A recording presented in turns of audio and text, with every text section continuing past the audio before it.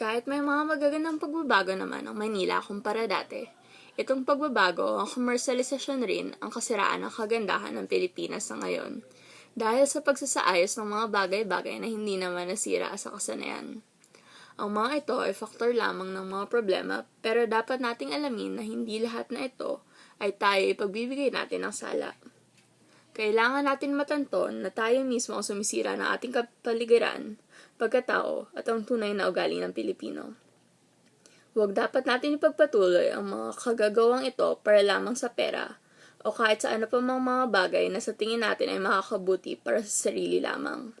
Dahil may mga taong naapektuhan rin ng mga aksyon na ginagawa ng iba.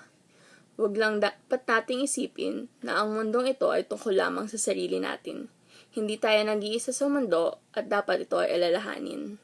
Maaari nating ibalik muli ang kagandahang ito sa pamamaraan kapag mas hihigpitan ng gobyerno ang patakaran ng bayan.